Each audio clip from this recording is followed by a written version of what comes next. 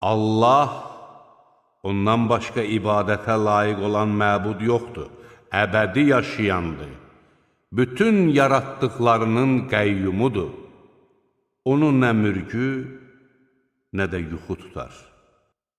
Göylərdə və yerdə nə varsa, ona məxsusdur.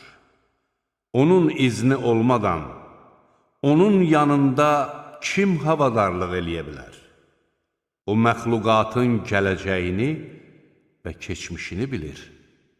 Onlar, onun elmindən, onun istədiyindən başqa heç bir şey qavraya bilməzlər. Onun kürsüsü göyləri və yeri əhatə edir. Bunları qoruyub saxlamaq ona ağır gəlmir. O, ucadır, uludur.